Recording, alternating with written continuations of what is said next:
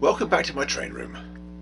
This week I was hoping to produce the last installment in the BK Feeds grain elevator saga, where the plan was to insert it back into the layout in some finished scenery. Anyway, I have struggled to get down to my train room. I've had hardly any free time whatsoever. I've been sick, my wife's been sick, my kid's been sick, and I'm a long way from finishing that.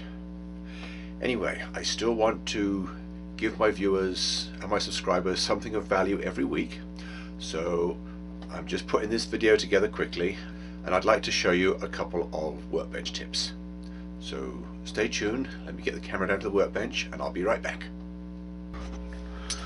Okay everybody, here we have a bottle of solvent for joining together styrene. One of the most frequent workbench accidents when modelling with plastic is to knock the solvent bottle over. Well, when it's got the cap on it doesn't matter, but with the cap off, knocking it over can be a major disaster. It can totally destroy an expensive structure kit or anything else. So here's a simple stand that I built for it. It's just 3 pieces of wood, cut a hole with a hole saw, and now it is very difficult to knock that bottle over.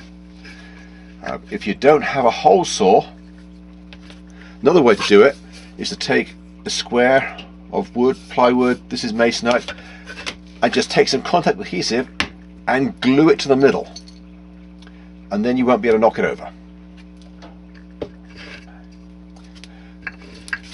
Anyway, also on the solvent, if you notice, this bottle doesn't have a label on it. That's because I bought this many years ago. The label has fallen off a long while ago, and I don't even remember what brand it is anymore. The price tag on the lid says $3.25, and I think I probably bought this 15 years ago at least. I don't know what the price is going to be now, but I'm going to guess it's probably going to be somewhere around twice that. Anyway, as I say, I do a lot of work with styrene solvent, but I don't buy it from a hobby store anymore. Instead, go to your local home improvement store, either a Lowe's or Menards or Home Depot, and buy this, a quart can of methyl ethyl ketone. It is virtually the same stuff. This cost me about $8, and although it's not exactly a lifetime supply, I can still fill this bottle many times using a cheap plastic funnel. So there is one money-saving hint for your workbench. For my next hint, I'm going to talk about styrene tube. Here's some that I bought from Evergreen. I've also got some from Plastruct, and they both have one thing in common: they're expensive. Here's some plastic tube that I bought off eBay, much cheaper.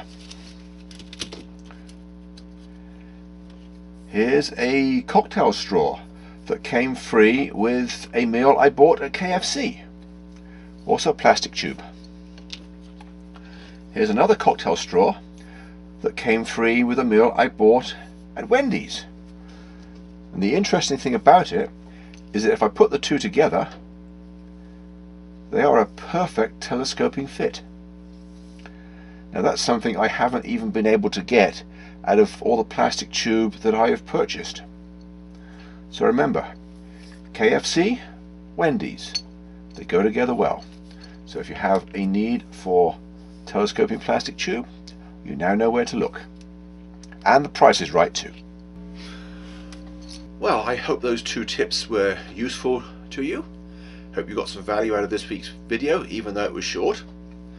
Before I sign off, I wanted to mention something. I was looking at the analytics page on YouTube, and I discovered that only about 17%, that's 1 view in 6, comes from a subscriber. So that means the majority of you watching this video are not subscribed. And that was more than a little surprising. So anyway, if you haven't subscribed to my channel and you like what I put out, please hit the subscribe button. Also, while you're at it, if you want to make sure that you don't miss anything, try hitting the bell symbol next to the subscribe button. That gives you the option of receiving automatic updates every time I upload a video. And once again, I hope you enjoyed the video, even though it was short, and I hope to see you again next week. Thanks for watching.